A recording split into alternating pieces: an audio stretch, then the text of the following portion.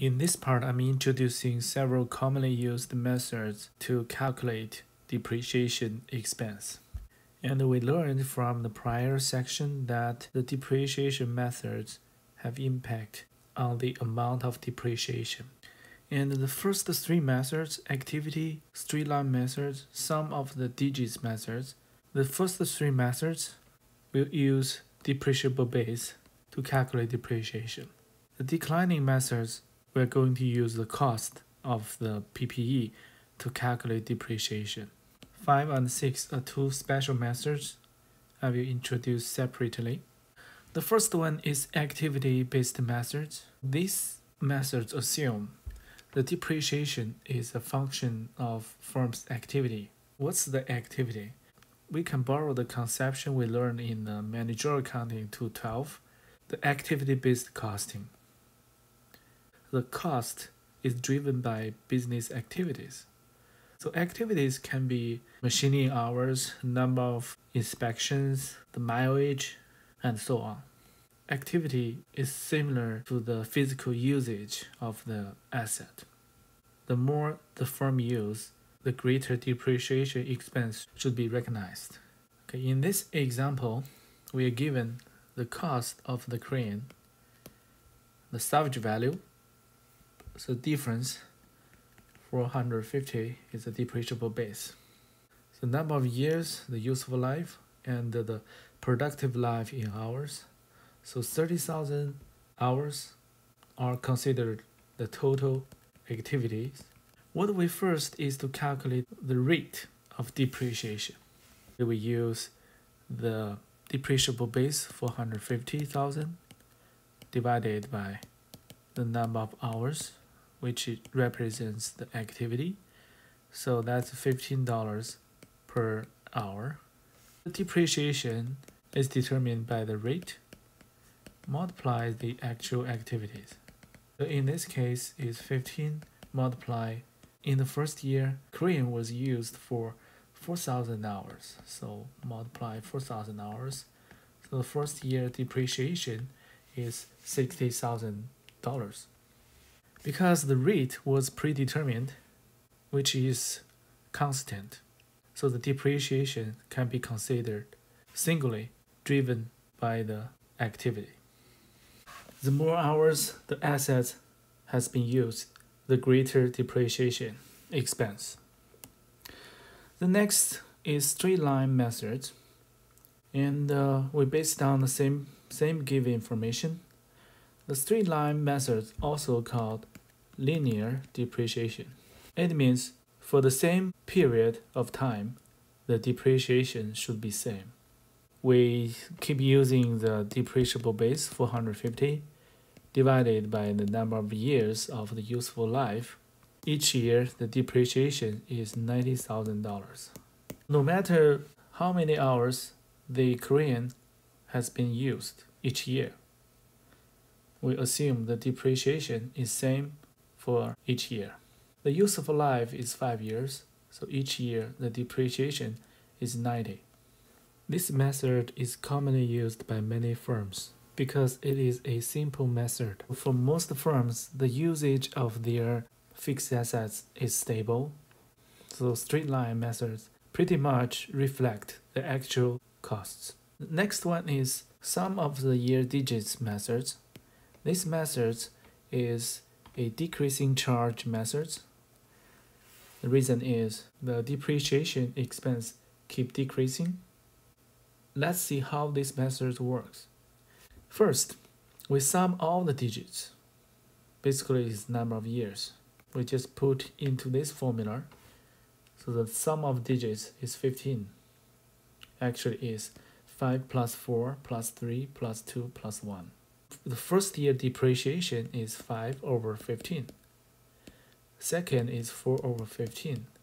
Third is 3 over 15. Fourth is 2 over 15. Last year is 1 over 15.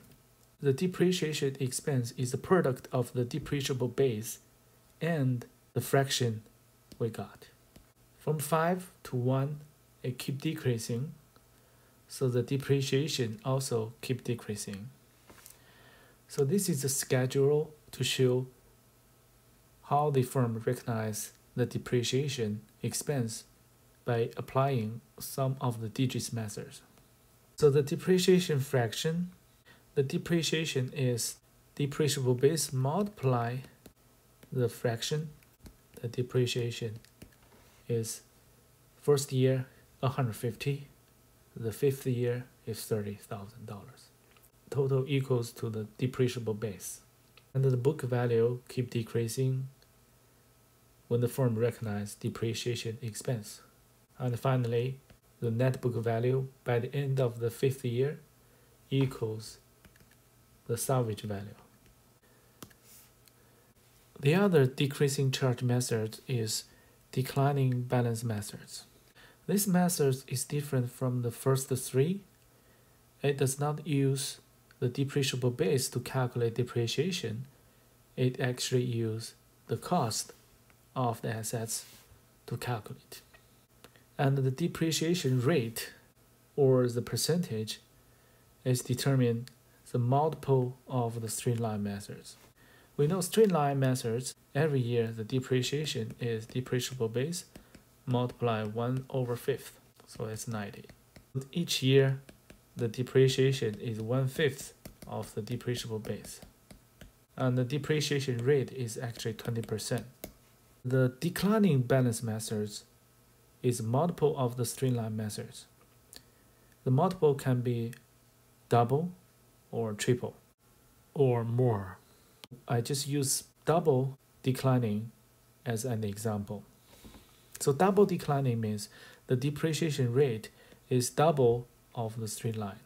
Because straight line is 20%, so when it is double, that's 40%. Let us take a look at this schedule. First year, the depreciation expense is the cost of the assets multiply double declining rate, 40%. So the first year, the accumulated depreciation is $200,000. The net book value is $300,000. And in the second year, we are going to use the first year's ending balance of property, plant, and equipment multiply 40%. So the second year depreciation is 120. So the accumulated depreciation will be 200 plus 120. Then the net book value is 180. And we're going to use this number to determine the third year's depreciation. We keep this process until the fifth year or the last year. And the last year's depreciation is not the product of the fourth year balance multiplied 40%. Actually, it is the difference between the fourth year ending balance 64,800 and the salvage value 50,000.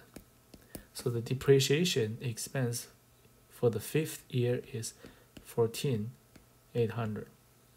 We don't need to calculate the depreciation expense for the fifth year. We just use the difference between these two numbers. One is the first year balance subtract salvage value. This can guarantee the ending balance of the property, plant, and equipment by the end of its useful life, 5 years, equals the salvage value. In this class, when we calculate the depreciation, we make an unrealistic assumption that the assets always purchased on the first day of the fiscal year. Well, I assume the fiscal year begins on January 1st, last day of the fiscal year, December 31st. And this is a date the property, plant, and equipment was purchased or self-construct. In reality, the assets can be acquired during any time of the fiscal year. But when we calculate the depreciation, we should consider when the asset was purchased or self-construct. We cannot use the calculate the whole year depreciation expense to account for the part of the fiscal year depreciation expense. This is true for the declining chart method. But in this class, we keep using this assumption. All the property, plant, and equipment are acquired at the beginning of each accounting cycle or fiscal year. So the example in the PowerPoint gave us the example when the property, plant, and equipment were acquired during the fiscal year. So if you have interest, please go over the examples.